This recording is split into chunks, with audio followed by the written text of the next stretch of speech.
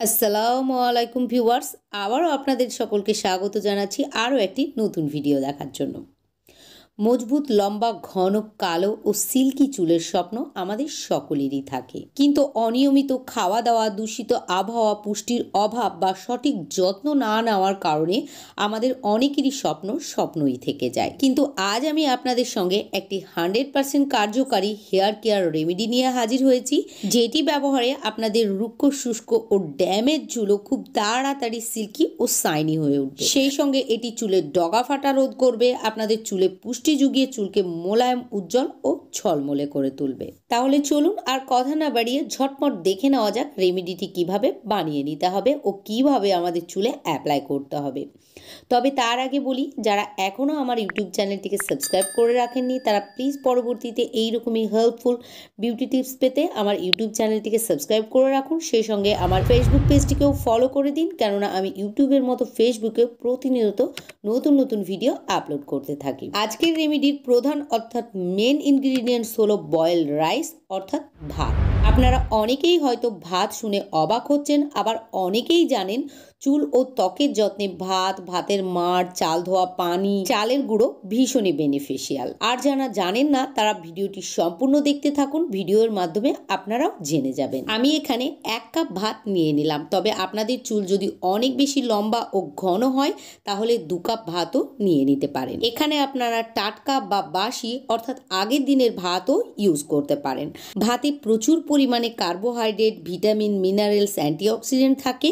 এর জন্য ভাত চুলে লাগালে চুল এতটা সিল্কি, শাইনি ও বিউটিফুল হয়ে যায় যেটা দেখে আপনার মন খুশিতে ভরে ওঠে। আমি এই ভাতগুলিকে একটি মিক্সার গ্রাইন্ডার জারের মধ্যে নিয়ে নিয়েছি। এবার এর মধ্যে আমাদেরকে দিতে হবে 2 চা চামচ গোলাপ জল।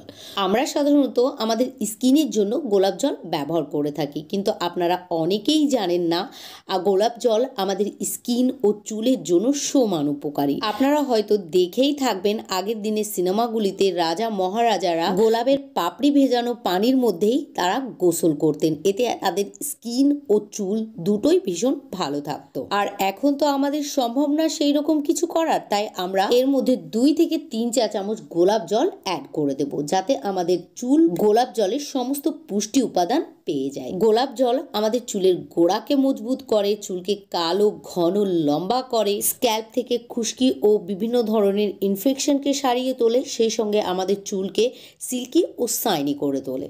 এবার আমাদেরকে নিয়ে নিতে হবে 2 চা চামচ অ্যালোভেরা জেল। আমি বাজারজাত অ্যালোভেরা জেল নিয়ে নিলাম, আপনারা যদি পারেন তাহলে গাছের অ্যালোভেরা জেল নিয়ে নেবেন। ত্বকের ও চুলের যত্নে অ্যালোভেরা জেলের কোনো তুলনা হয় না, এর গুণের কথা বলে শেষ করা যাবে না।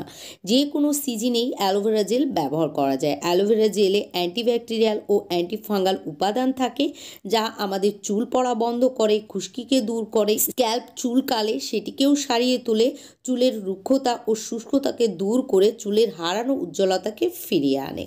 এবার আমাদেরকে এর মধ্যে দিতে হবে ক্যাস্টর অয়েল। ক্যাস্টর অয়েল আমাদের হেয়ার ফলিকলগুলিকে স্ট্রং ও সুস্থ রাখতে সাহায্য করে, ফলে এটি ব্যবহারে আমাদের মাথায় খুব তাড়াতাড়ি নতুন চুল গজায়। এর মধ্যে অ্যান্টিঅক্সিডেন্টও থাকে, ফলে এটি খুশকি দূর করে। আর শীতকালে আমাদের চুল ওঠার সব থেকে বড় কারণ হলো খুশকি। এখানে আমি 1 চা চামচ ক্যাস্টর অয়েল যোগ করে দিলাম। আপনারা এটি স্কিপ করবেন না, অবশ্যই চেষ্টা করবেন এই রেমেডিটির মধ্যে ক্যাস্টর অয়েল নিয়ে নেওয়ার। এবার আমাদেরকে নিয়ে নিতে হবে যে কোনো খাঁটি নারকেল তেল। এখানে আমি প্যারাশুট কোকোনাট অয়েল ব্যবহার করছি। আপনারা আপনাদের পছন্দ মতো যে কোনো ভালো ব্র্যান্ডের বিশুদ্ধ কোনো সুগন্ধি ছাড়া খাঁটি নারকেল তেল নিয়ে নেবেন। অবশ্যই এখানে আপনারা এক্সট্রা ভার্জিন কোকোনাট অয়েলও ব্যবহার করতে পারেন। নারকেল তেল খুব লাইট হয় বলে এটি আমাদের স্ক্যাল্পের গভীরে পৌঁছে চুল ও চুলের গোড়াকে খুব ভালোভাবে পুষ্টি যোগাতে পারে, ফলে আমাদের চুল গোড়া থেকে মজবুত হয়। এটির মধ্যে অ্যান্টিব্যাকটেরিয়াল, অ্যান্টিমাইক্রোবিয়াল ও অ্যান্টিফাঙ্গাল প্রপার্টিজ রয়েছে, যা আমাদের স্ক্যাল্পকে খুশকি মুক্ত করে তোলে ও আমাদের মাথা চুলকানো দূর করে। নারকেল তেল নিয়মিত ব্যবহার করলে আমাদের চুল সিল্কি ও শাইনি হয়ে ওঠে। এবার সমস্ত উপকরণগুলিকে একটি মিক্সার গ্রাইন্ডারের সাহায্যে মিহি করে পেস্ট বানিয়ে নিতে হবে। ভালোভাবে বাটা হয়ে গেলে এটি একটি ক্রিমি স্ট্রাকচারে পরিণত হবে। প্রয়োজন পড়লে সামান্য পানি অথবা আরও কিছুটা গোলাপ জল অ্যাড করে দিয়ে বেটে নিতে পারেন। বাটা হয়ে গেলে এটি আপনারা শ্যাম্পু করার পর বা চুল হালকা ভিজিয়ে নিয়ে ভেজা চুলে গোড়া থেকে ডগা পর্যন্ত লাগিয়ে নেবেন। তারপর 10 থেকে 15 মিনিট এভাবে রেখে দেবেন। তারপর কলের নিচে বা ট্যাপের নিচে মাথা রেখে নর্মাল পানি দিয়ে ভালোভাবে ধুয়ে নেবেন। আপনারা যদি মিহি করে বাড়তে পারেন তাহলে নর্মাল পানি দিয়ে ধুয়ে নিলেই প্যাকটি চলে যাবে। আর যদি দানা দানা থাকে তাহলে সামান্য শ্যাম্পু দিয়ে চুল ধুয়ে নিতে পারেন। এই প্যাকটি লাগানোর পর আপনারা খেয়াল রাখবেন যেন চুল শুকিয়ে না যায়।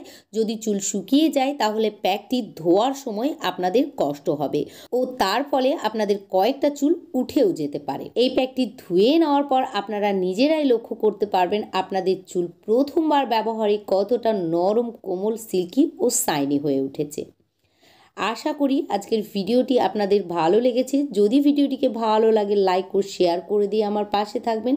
ফিরে আসবো নতুন কোনো ভিডিওর সঙ্গে। ততক্ষণের জন্য ভালো থাকবেন, সুস্থ থাকবেন। খোদা হাফেজ।